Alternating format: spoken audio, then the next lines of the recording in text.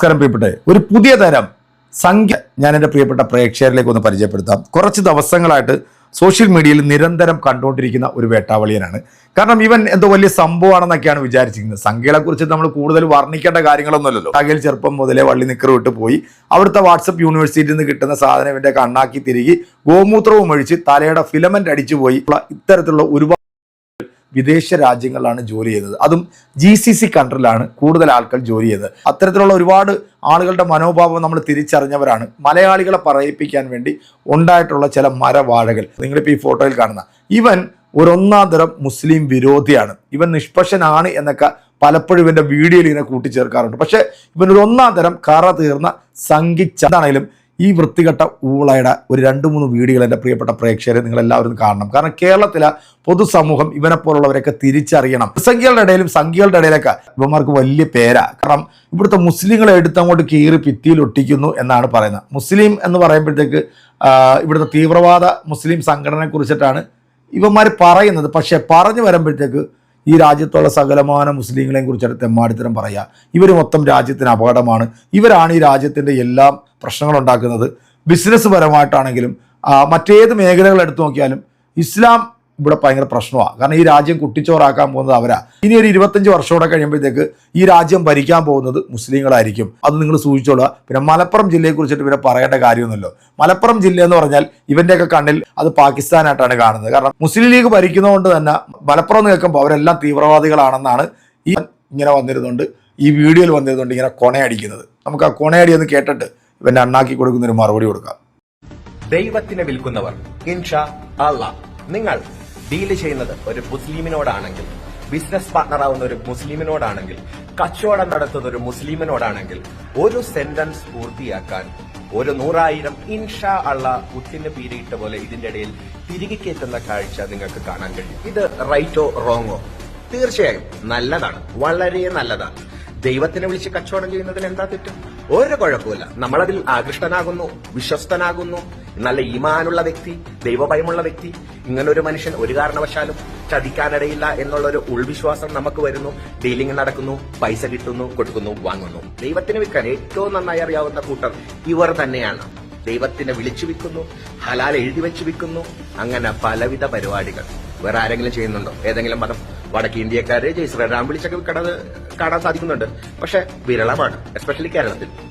വിൽക്കട്ടെ, നന്നായി വിൽക്കട്ടെ. വിറ്റുകൂട്ടിയവർ കേരളം പിടിക്കട്ടെ. നമുക്ക് നോക്കി നിൽക്കാനും അസൂയപ്പെടാനേ സാധിക്കും. കണ്ടു പഠിക്കണം മലരുകളെ, അവന്മാരുടെ കമ്മ്യൂണിറ്റി പവർ. ഒരു കച്ചവടം പുറത്തു പോകില്ല. അപ്പൊ പറയാൻ ഉദ്ദേശിച്ച കാര്യത്തിലോട്ട് വരാം. അപ്പൊ ഇങ്ങനെയുള്ള വാക്കുകളും കാര്യങ്ങളൊക്കെ കേട്ട് ആകൃഷ്ടനായി നമ്മൾ ഇതേപോലുള്ള ആൾക്കാരുമായിട്ട് ഡീല് വെക്കുന്നു. അവസാനം പറ്റിക്കപ്പെട്ട് പണി മേടിക്കുന്നു. എല്ലാവരും അല്ലട്ടാ, എനിക്ക് പറ്റിയ ഒരു അവസ്ഥയെ പറ്റിയാണ് ഞാൻ പറഞ്ഞു വന്നത്. അങ്ങനെ ഒരു ഈമാനുള്ള പുള്ളയിൽ നിന്ന് പറ്റിക്കപ്പെട്ട് പണ്ടാറടങ്ങി അവസാനം പണി മേടിച്ച് കൊടുത്ത കാശ് അഡ്വാൻസ് തിരിച്ചു ചോദിച്ചപ്പോ തരാൻ മുട്ടി നിൽക്കുന്ന വിറവൽ വന്ന അയാളോട് നമ്മൾ മതം പറയുകയുണ്ടായി. മതം പറയുന്നത് എന്താണ്? നിങ്ങൾ ഒരു ഈമാനുള്ള ഒരു മനുഷ്യനല്ലേ, നിങ്ങൾ നിസ്കരിക്കുന്ന ഒരു വ്യക്തിയല്ലേ, നിങ്ങൾ ഇതുപോലെ ചതിക്കാൻ പാടുണ്ടോ എന്നത് ചോദിച്ചാൽ അത് വർഗീയതയാകുന്നു. ഞാനങ്ങനെ ചോദിച്ചു ഗൈസ്, ഞാനങ്ങനെ ചോദിച്ചു. എന്നെ പച്ചക്ക് പറ്റിച്ച ഒരുത്തിനോട് ഞാനത് ചോദിക്കേണ്ടി വന്നു. അത് അവരുടെ കൊടിയ പകക്ക് കാരണമായിട്ടുണ്ട്. ബട്ട് എനിക്ക് അതിനകത്ത് റിഗ്രറ്റും ഇല്ല, ഒരു പേടിയുമില്ല. ഞാൻ ചോദിക്കും. എക്സ്പെഷ്യലി മുസ്ലിമുകളോട് ഞാൻ ചോദിക്കും. ഹിന്ദുവിനോട് ഞാൻ ചോദിക്കില്ല, ക്രിസ്ത്യാനിയോട് ഞാൻ ചോദിക്കില്ല. ഇത് വർഗീയത പറഞ്ഞതല്ല, ഒരിക്കലും പച്ചവർഗീയത പറഞ്ഞതല്ല. ഇതിന്റെ റീസണുകളാണ് പറഞ്ഞു വെച്ച് പോന്നുകൊണ്ടിരിക്കുന്നത്.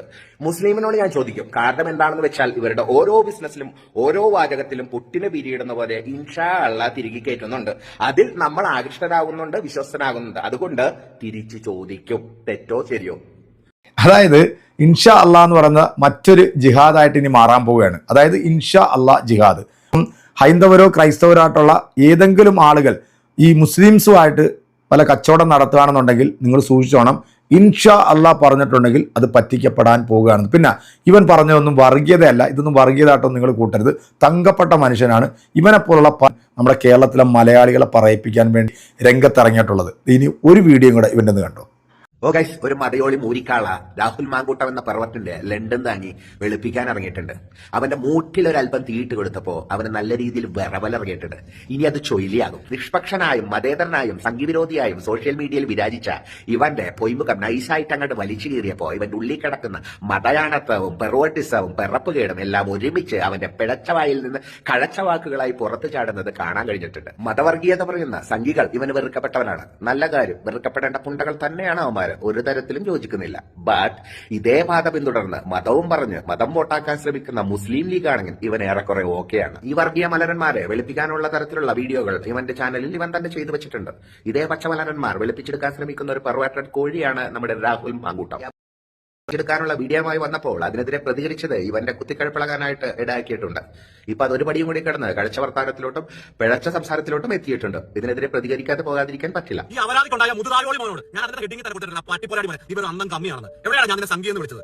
എന്റെ ആസനത്തെ തീടാൻ നിന്നെ വലിയതെന്ന് വിചാരിച്ചാൽ നടക്കത്തില്ല. ഇവന്റെ വായിൽ നിന്ന് വരുന്ന ഈ ഫ്രസ്ട്രേറ്റഡ് കൊലയാട്ടിൽ നിന്നും ഇവന്റെ മൂട്ടിൽ തീ പിടിച്ചിട്ടുണ്ടോ ഇല്ലയോ എന്നുള്ളത് നിങ്ങൾ തന്നെ വിലയിരുത്തുക. ഇവന് പറഞ്ഞ പെണ്ണുങ്ങളുടെ സ്വാതന്ത്ര്യത്തെ കുറയ്ക്കുന്നത് നിന്റെ പെണ്ണുങ്ങളുടെ സ്വാതന്ത്ര്യം നിന്നെ ഉറക്കി കിടത്തിയിട്ട് പാതിരാത്രിക്ക് വേറെ ഏതെങ്കിലും ഒരു മെസ്സേജ് അയച്ചു കൊടുത്തിട്ട് അവന്റെ കൂട്ടത്തിൽ കിടന്നത് ഏറ്റവും ഒരു 2-3 വർഷം കഴിയുമ്പോൾ അവൻ വീട്ടിൽ വരുമ്പോഴത്തേന് നീ എന്റെ പെണ്ണുങ്ങളെ താങ്ങി കൊടുക്കും. ഈ പഴച്ച മലരൻ എന്റെ പെണ്ണുമ്പിള്ളയാണ് ഈ കൊലയാട്ട് പറയുന്നത്. ഇതേ നാണയത്തിൽ അളന്ന് തൂക്കി തിരിച്ചണ്ണാക്കിൽ അടിച്ചു തരാൻ അറിയാൻ കഴിയാഞ്ഞിട്ടല്ല. ഇത് തിരിച്ചു പറയണമെങ്കിൽ നിന്റെയും കുടുംബത്തിരിക്കുന്ന നിന്റെ അമ്മയും പെങ്ങളെയും വരെ ഈ കൊലയാട്ടിൽ ഉൾപ്പെടുത്തേണ്ടി വരും. അത്രത്തോളം തരം താഴാൻ നിന്നെ പോലെ തരം താഴാൻ എന്തോ മനസ്സനുവദിക്കുന്നില്ല. ഈ സോഷ്യൽ മീഡിയയിലുള്ള ഈ പഴക്കം എന്നെ ഒരു അല്പം മാന്യനാക്കിയിരിക്കുന്നു. ഇരുന്നാലും നിന്റെ തന്തയെ അഭിസംബോധന ചെയ്തുകൊണ്ട് തുടങ്ങുന്നതിൽ എനിക്ക് യാതൊരുവിധ റിഗ്രറ്റുമില്ല. കാരണം നീ ഒരു തന്തയില്ലാത്തവനാണെന്നുള്ളത് നീ തന്നെ തെളിയിച്ചു കഴിഞ്ഞിരിക്കുന്നു. ഞാൻ നിന്നോട് പറഞ്ഞതാണ്, തെറി പറയാനോ അപരാധം പറയാനോ നിന്റെക്കാട്ടും ഡബിൾ ഇരട്ടി പറയാൻ എനിക്കറിയാം. നിനക്ക് വല്ലാണ്ടങ്ങ് കിടക്കുന്നുണ്ടെങ്കിൽ ഇൻസ്റ്റാഗ്രാമിൽ കോൾ വിളിക്കാനുള്ള ഓപ്ഷൻ കൂടിയുണ്ട്. നിനക്ക് വിളിച്ച് നിർവൃതി അടയാവുന്നതാണ്. പിന്നെ രാഹുൽ മാങ്കൂട്ടത്തിനെതിരെ ഞാൻ ഇപ്പോഴും പറയുന്നു, നീ തന്തയ്ക്ക് പറഞ്ഞ കമ്മ്യൂണിസ്റ്റുകാരനാണെന്നുണ്ടെങ്കിൽ നിനക്ക് ഒറ്റ തന്തേ ഉള്ളതെന്നുണ്ടെങ്കിൽ രാഹുൽ മാങ്കൂട്ടത്തിനെതിരെ പറഞ്ഞ പെണ്ണിനെ താങ്ങുന്ന നിനക്ക് അവളെ സംസാരിച്ച കാര്യങ്ങളെ പുറത്തു കൊണ്ടുവന്നിട്ട് സംസാരിക്കാനുള്ള കഴിവുണ്ട്. ഇതിനുള്ള മറുപടി ഓൾറെഡി നിനക്ക് തന്നു കഴിഞ്ഞതാണ്. അതേ വീഡിയോയിൽ അവൾ തന്നെ ഇരുന്ന് പറയുന്നുണ്ട് ഇതിനുള്ള കൃത്യമായിട്ടുള്ള മറുപടി.